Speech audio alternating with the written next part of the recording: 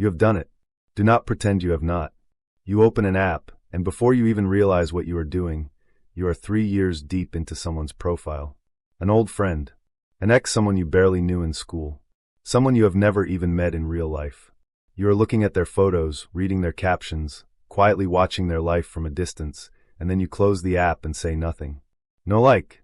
No comment. No trace that you were ever there. Just silence. And a strange feeling you cannot quite name. If this sounds familiar, you are not alone. And you are not creepy. What you are doing has a name, a psychology behind it, and a reason that runs much deeper than simple curiosity. This video is about what is actually happening inside you when you stalk but never engage, and what it quietly reveals about who you are. Let us start with the most honest question. Why do you look but never like? Most people assume it is about the other person, that you are obsessed with them, jealous of them, or still attached to them in some way. And sometimes that is part of it, but psychologists who study online behavior say the real story is almost always about you, not them. When you silently scroll through someone's profile, you are not really watching their life. You are measuring yours. This is something called social comparison theory. Human beings are wired to evaluate themselves by comparing their experiences, achievements, and circumstances to the people around them. We have always done this.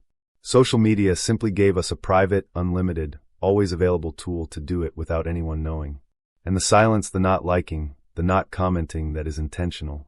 Because engaging would mean revealing yourself. It would mean stepping out of the shadows and saying, I was here, I saw this, I noticed you. And something inside you is not ready to do that. Here is what that something actually is. For most people who stalk profiles without engaging, the core emotion underneath is not obsession. It is vulnerability. Pressing like is a small act of exposure. It says you were there. It opens a door, maybe they will see it, maybe they will respond, maybe something will shift. And for people who have learned, through experience, that opening doors leads to pain, that small button feels enormous. So instead you watch. Quietly. Safely. From a distance where nothing can reach you. Psychologists call this approach avoidance conflict.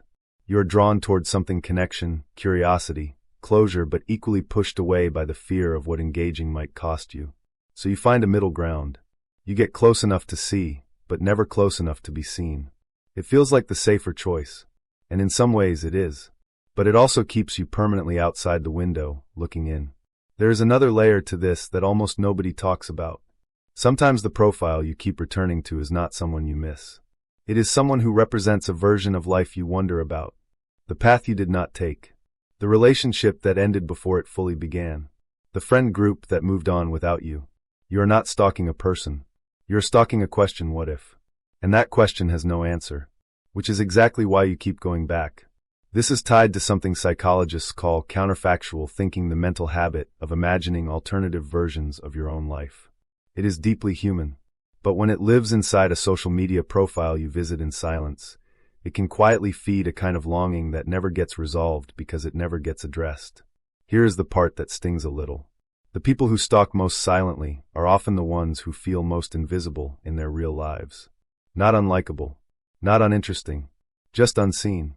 And watching someone else's curated, confident, colorful life from the outside can feel like pressing your face against a window of something you want but cannot name. But here is what is also true. The fact that you observe so carefully, that you notice details others scroll past, that you feel things deeply enough to keep returning, that is not a flaw. That is sensitivity. That is emotional depth.